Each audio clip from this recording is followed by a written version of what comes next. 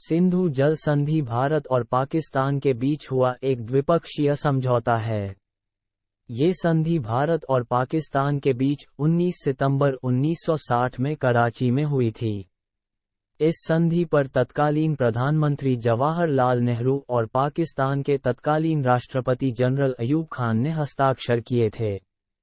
संधि के लिए भारत और पाकिस्तान के बीच विश्व बैंक ने मध्यस्थ की भूमिका निभाई थी।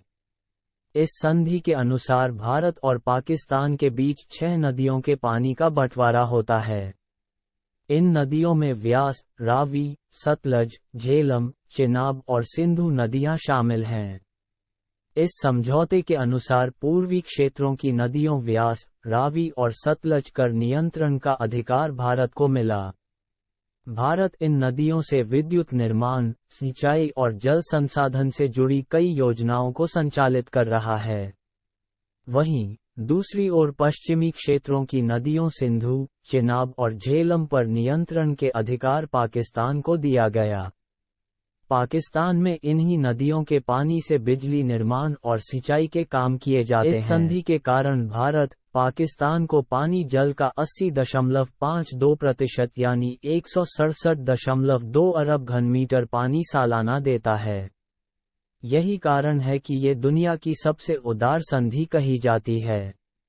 वीडियो में आगे बढ़ने से पहले अगर अभी तक अपने चैनल को सब्सक्राइब नहीं किया है तो ऐसे ही मजेदार जानकारी के लिए प्लीज चैनल को सब्सक्राइब कर दे। सिंधु जल संधि में विवाद भारत की 2 पनबिजली परियोजनाओं को लेकर है।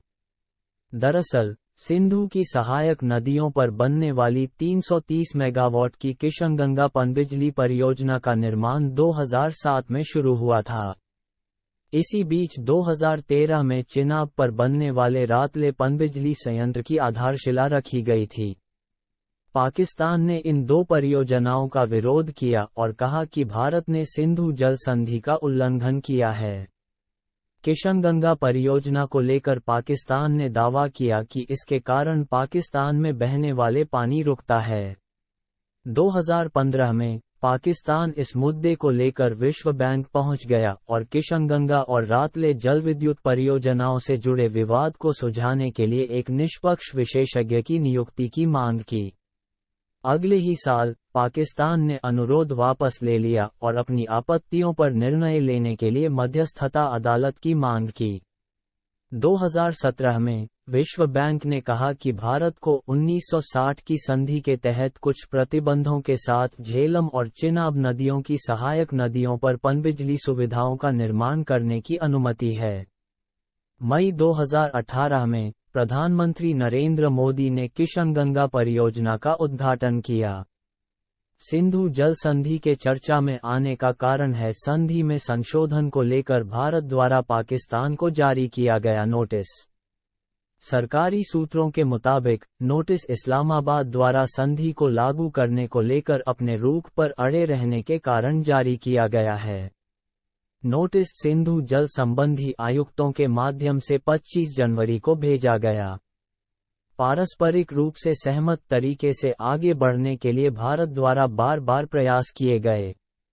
इसके बावजूद पाकिस्तान ने 2017 से 2022 तक स्थायी सिंधु आयोग की 5 बैठकों के दौरान इस मुद्दे पर चर्चा करने से इनकार कर दिया। पाकिस्तान के आग्रह पर विश्व बैंक ने हाल ही में तटस्थ विशेषज्ञ और कोर्ट ऑफ आर्बिट्रेशन प्रक्रियाओं दोनों पर कार्रवाई शुरू की है। समान मुद्दों पर इस तरह के समानांतर विचार सिंधु जल समझौते के किसी भी प्रावधान के अंतर्गत नहीं आते हैं। दोनों देशों के पास इस संधि से अलग होने का कोई कानूनी अधिकार नहीं है।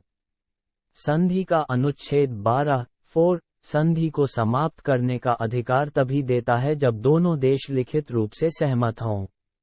दूसरे शब्दों में, संधि को समाप्त करने के लिए दोनों देशों द्वारा एक संधि समाप्ति का मसौदा तैयार करना होगा। संधि में एक तरफा निलंबन का कोई प्रावधान नहीं है। संधि दोनों देशों पर समान रूप से बाध्यकारी है और इसमें बाहर निकलने का कोई भी प्रावधान नहीं है। संधि की कोई निश्चित अवधि भी नहीं है। इसके अलावा सत्ता परिवर्तन के साथ इसे समाप्त नहीं किया जा सकता। ऐसे में भारत और पाकिस्तान दोनों का इस संधि से अलग होना मुश्किल है।